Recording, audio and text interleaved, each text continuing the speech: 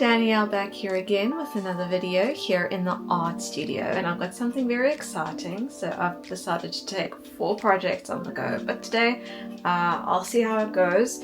Currently got my 2 big canvases today that we are going to paint on. I have got the designs for both of them and each will be their own video. So right now I'll be focusing on this big square over here. This big square is an 80 by 80 centimeters Windsor Newton canvas. But if you live in America, this is 31.5 inches by 31.5 inches. So yeah, I'm going to be doing a lovely African animal, and it is going to be this lovely buffalo. Now this buffalo is part of Africa's Big 5, and I've actually always wanted to do a buffalo, but I actually never have. So I've decided to do this one with the lovely bird on its horns.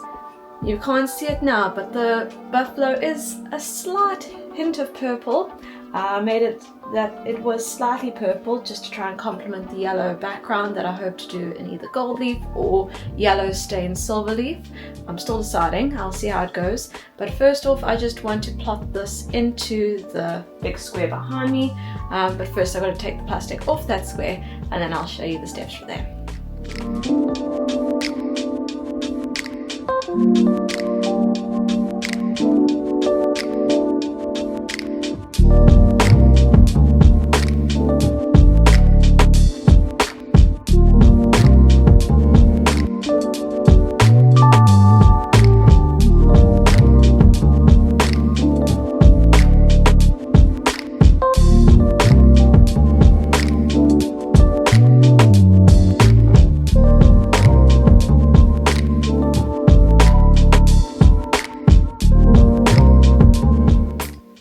I'm trying to be overly perfectionist now because I've got the camera on me, and this is my credibility. It has to be good.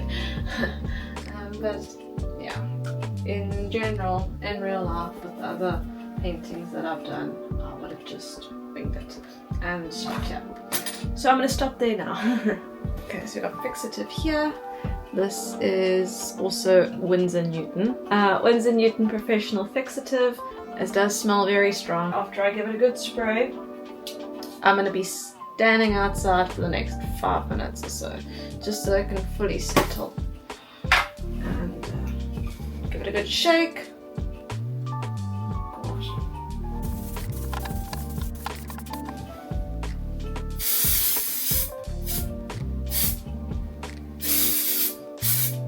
Oh my gosh, it's too strong.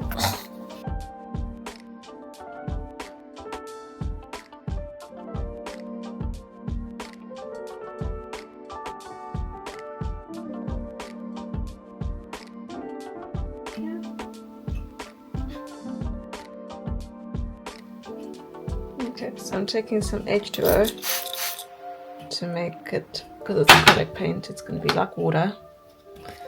And then I'm going to take my Milan brush. I'm just going to do that to the background. Once this is dried, I'll give a nice layer to the actual kind of leaf that I'm doing, and a nice underpainting.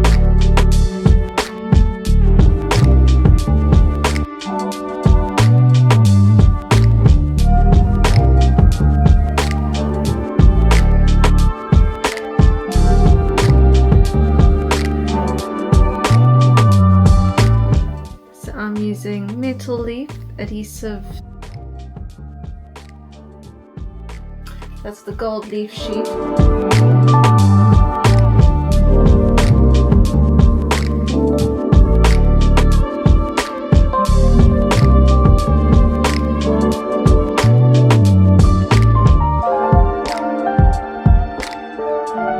I just want to get a bit more of that fluid so I can just fill in a few more of the gaps and have enough for the next project I'm working on. This. Those are literally all the gold leaf sheets. As you can see, gold leaf gets everywhere. There I managed to put the remainder on of the gold leaf. I was able to fix it in place with this heavy gel gloss. I thought it would be handy just to do a transparent layer of acrylic paint just on the car, just to break the white.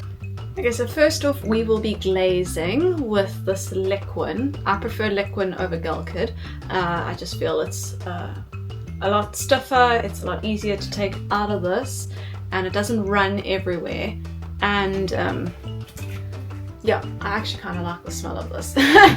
So I'll be putting that on my Nice Clean palette, and I'll be getting out my transparent cool oil paints, and I'll be glazing the areas.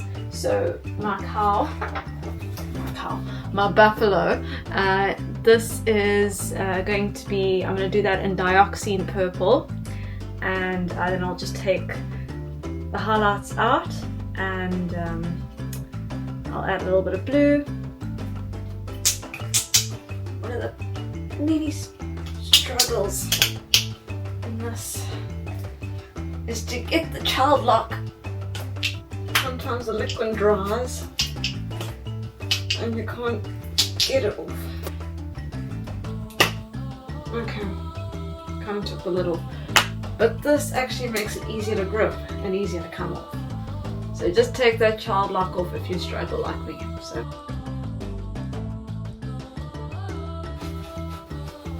this is just underpainting layers. I mean, you're still going to add a top layer of opaques. This is just to get that dark undertone color. You want to avoid just using black, because black is quite of a dead color. By adding a bit of black in the undercolors, in the underpainting, it could really, really help. What's nice about Liquin is that it dries your paint faster. So although this will take about a day to dry, at least it won't take 3 days than if it was just plain oil paint on. The Liquin helps with the drying process.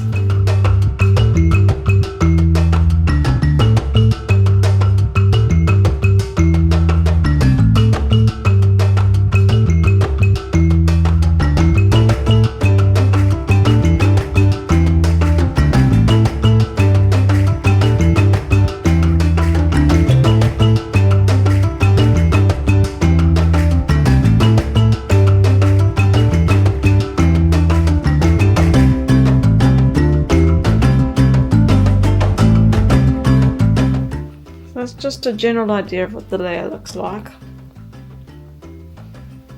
You got your Dioxazine and Prussian Blue with the subtraction just to get some of the highlights out. Now I'm going to add a few bits of white in.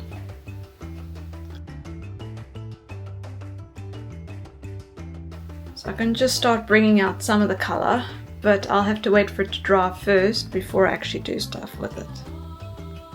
For the white, I used fast drying Gamblin titanium white. I'll use this small squash brush.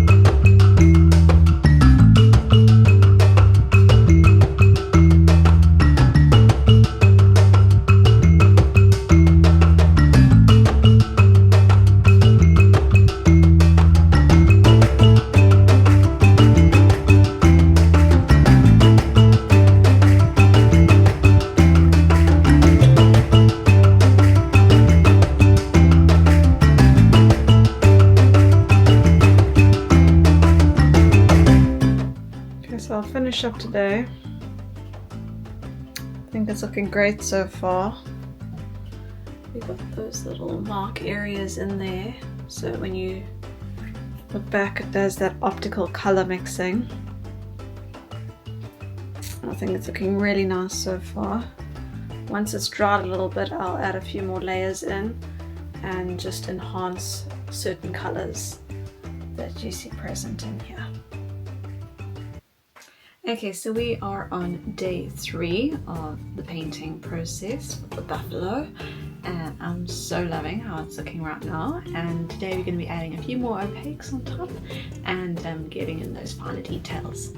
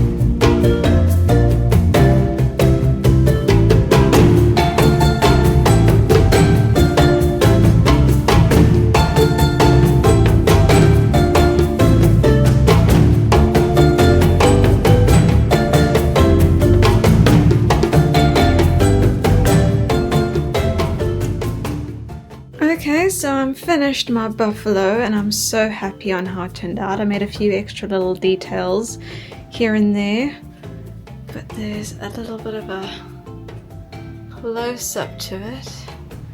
The horns, the bird, the very powerful eye, mouth. Oh, I love it so much.